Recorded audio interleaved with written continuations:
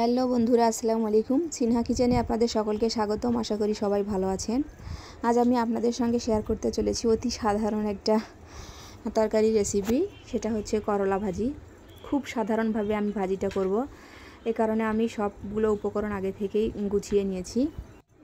অনেক অঞ্চলে এই করলাকে উচ্ছে নামে অভিহিত করে। আসলে আমাদের এই জায়গায় আমরা করলাকে করলাই বলি, উচ্ছে বলি না। আমি সাধারণভাবে এই করলা ভাজিটি করব।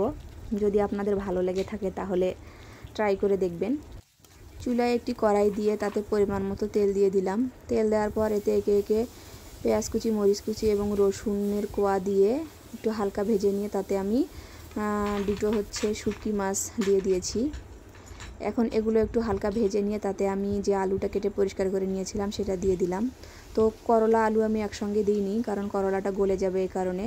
এখন আমি আলুটা একটু সিদ্ধ হয়ে এসেছে, তারপর আমি করলাটা ওই আলুর মধ্যে দিয়ে দিলাম। করলা পরে দেওয়ার একটাই কারণ হচ্ছে, আলুর সঙ্গে যদি করলাটা দিয়ে দিই তাহলে করলাটা আমার আগেই গলে যাবে। এ কারণে আমি করলাটা একটু পরে দিয়ে দিলাম। আমি এই ভাজিটাতে কোনো রকমের পানি ব্যবহার করব না, এই কারণে একটু ঢেকে ঢেকে দিয়ে হালকাভাবে নেড়ে নেড়ে ভাজিটা করে নিব।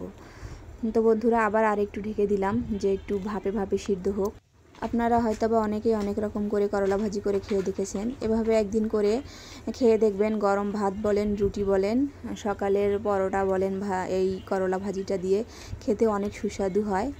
তো বন্ধুরা, আমার কথা বলতে বলতে করলা ভাজি প্রায় হয়ে এসেছে। এখন আমি এটিকে নামিয়ে নিব। তো বন্ধুরা, আমার এই অতি সাধারণ করলা ভাজি যদি আপনাদের ভালো লেগে থাকে তাহলে একটা লাইক শেয়ার করবেন, আর আমার চ্যানেলে নতুন হলে চ্যানেলটিকে সাবস্ক্রাইব করে ছোটো বোনটার পাশে থাকবেন। খোদা হাফেজ।